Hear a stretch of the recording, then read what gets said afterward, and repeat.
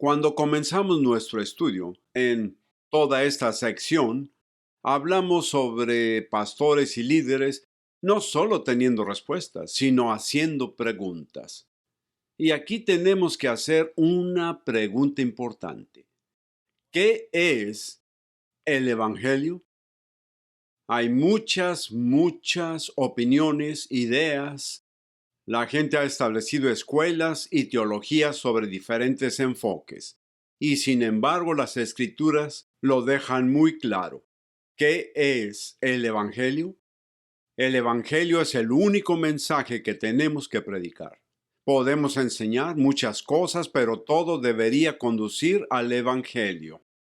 Hay muchas maneras en que las personas intentan salvarse a sí mismos, pero solo hay un mensaje que contiene la verdad sobre cómo ser salvo, eternamente salvo, y es el Evangelio. Hagámonos una pregunta. Pastor, líder, ¿qué es el Evangelio? Y nuevamente no recurrimos a una teología o una escuela o al libro más popular o a un DVD o a un programa de televisión. A lo que recurrimos es a la palabra de Dios. Y vemos aquí que el Evangelio se explica muy claramente. Si tienen sus Biblias, pasemos a 1 Corintios capítulo 15 versículos 1 al 8 y voy a leer estas escrituras en voz alta. Es importante que declaremos estas cosas juntos. Por favor, síganme con sus Biblias. Pablo, bajo la inspiración del Espíritu Santo, está escribiendo y esto es lo que dice. Además os declaro, hermanos, el Evangelio que os he predicado, el cual también recibisteis, en el cual también perseveráis, por el cual, asimismo, si retenéis la palabra que os he predicado, sois salvos, si no creíste en vano. Porque primeramente os he enseñado lo que asimismo recibí, que Cristo murió por nuestros pecados conforme a las Escrituras, y que fue sepultado y que resucitó al tercer día conforme a las Escrituras, y que apareció a Cefas o Pedro y después a los 12.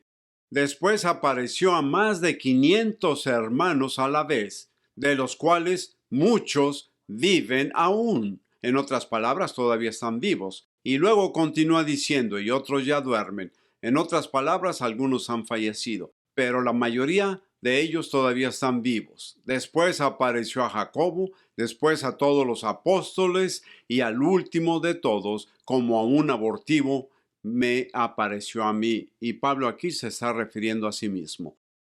Aquí Pablo presenta muy claramente la escritura en las escrituras. ¿Qué es el Evangelio? Quiero que nos tomemos un momento y vamos a ver esto punto por punto para entender lo que se nos dice aquí en las escrituras. Una vez más, el pasaje es 1 Corintios, capítulo 15, versículos 1 al 8. Lo primero que vemos al examinar las escrituras es que el Evangelio es de origen sobrenatural. En el capítulo 15, versículo 3, dice que ha recibido este Evangelio. Llegó a modo de revelación. Ahora, en la vida de Pablo, cuando mira Gálatas 1, versículos 11 al 17, él describe que después de haber sido salvado en el camino a Damasco, que está escrito en Hechos 9, puede leerlo por su cuenta. Y luego se fue solo, no fue a la escuela, no fue a los apóstoles, fue llevado por el Espíritu por sí mismo. Y durante varios años y en ese tiempo recibió revelación sobre quién es Jesús. Es muy interesante notar en Mateo capítulo 16, versículo 17. Jesús está sentado alrededor del fuego y está sentado con sus discípulos y les pregunta, ¿quién dicen los hombres que soy yo? Y luego se vuelve a sus discípulos y los mira a los ojos y les dice, ¿quién decís que soy yo? Y Pedro, que Dios lo bendiga, dice, tú eres el Cristo, el Hijo del Dios viviente. Y la respuesta de Jesús a eso creo es muy importante. Él dice, Pedro, carne y sangre no te lo han revelado, pero mi Padre en el cielo te lo ha mostrado. El Evangelio es de origen sobrenatural.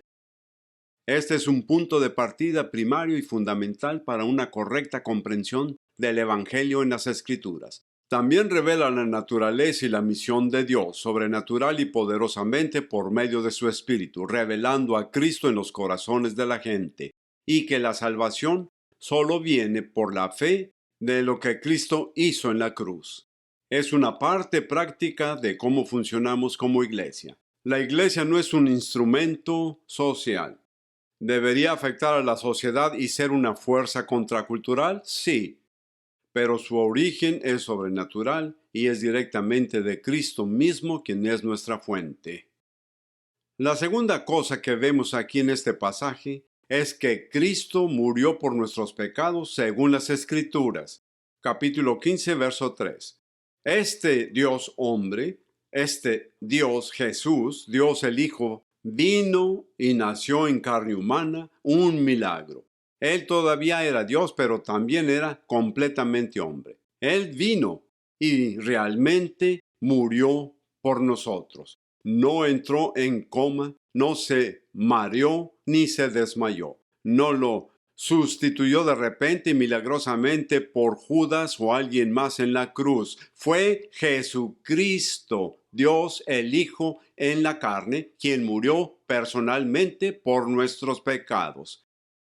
Y esta muerte tenía un propósito predeterminado y era satisfacer la justicia de Dios para que Dios mismo pudiera volverse hacia nosotros y ofrecernos la salvación por fe en Cristo. Hechos 2, versos 22 al 23 y 18. Hechos 4, 28, Juan 12, 27 al 33 y tantos otros lugares en las Escrituras. Leemos acerca de la necesaria y absolutamente suficiente muerte de Cristo por nuestros pecados. Hay religiones, hay cultos, por ejemplo los mormones y los testigos de Jehová, incluso el Islam, que enseñan que no fue Cristo, Dios el Hijo, quien realmente murió en la cruz por nosotros. Los mormones incluso enseñan que Jesucristo, cuyo hermano es Lucifer, Satanás, enseñan que Jesús no es Dios, pero a través de sus buenas obras se convirtió en una persona divina.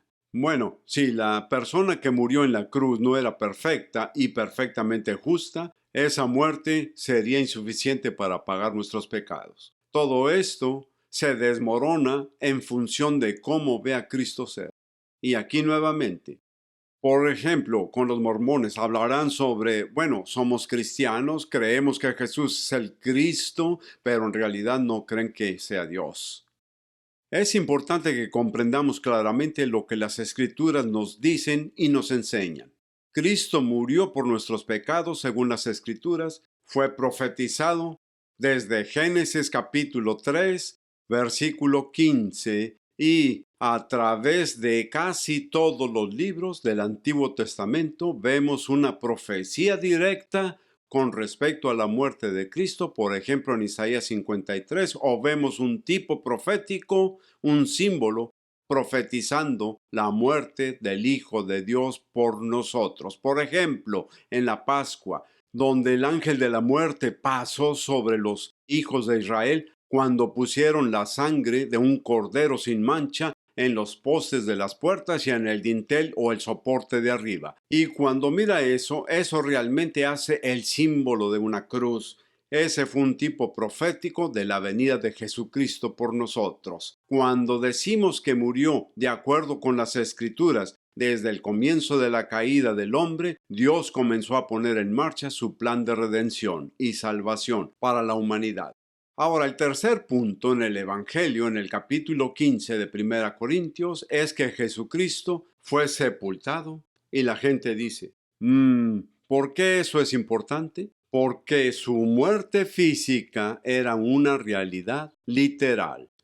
Jesús no solo murió, sino que tuvo que morir. Incluso profetizó sobre su muerte a lo largo de la enseñanza en el Evangelio. Vea Mateo capítulo 12. Verá que Jesús dice, les daré una señal. Es la señal de Jonás. Estaré 3 días en la tierra, indicando que iba a morir y ser sepultado.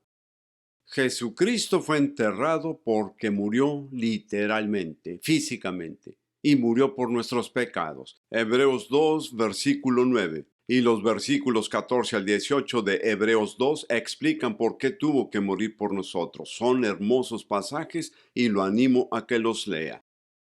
El cuarto punto del Evangelio es que Él, aleluya, resucitó al tercer día según las Escrituras. Una vez más, las Escrituras profetizaron que la muerte no podía retenerlo, que no sería retenido por la muerte, sino que resucitaría.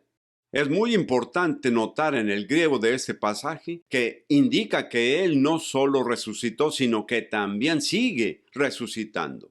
Y la verdad es que las resurrecciones de las que leemos en el Evangelio, Lázaro, el hijo de la viuda de Naín y otros que fueron resucitados por Jesús, fueron resucitados, pero todos murieron nuevamente.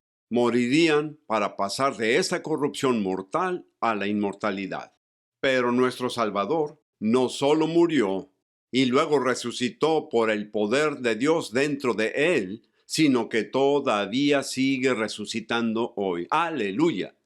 Su resurrección es la piedra angular o el sello de la validez, autoridad y poder de la verdad de nuestra salvación por la fe en él. Si lee el resto del capítulo, particularmente los versículos 12 al 20 en 1 Corintios 15, Pablo hace ese argumento. De hecho, cuando va al libro de los Hechos y lee acerca de las diversas predicaciones y sermones que continuaron en los Hechos, una y otra vez, la resurrección de Jesucristo fue un punto importante para mostrar a la gente, no solo traemos una nueva filosofía, no solamente una nueva idea, le traemos algo que es poderoso, que cambia la vida y es eterno. Pablo dijo en 1 Corintios 4:20, el reino de Dios no consiste en palabras. En otras palabras, no se trata de una idea o una filosofía. Él dijo, el reino de Dios es poder. Y aquí vemos el poder de Dios desplegado al resucitar a Cristo de la muerte. Aleluya. Y eso significa que nuestra salvación está sellada debido a que Él resucitó de los muertos. Y el punto número 5 se encuentra en los versículos 5 al 8.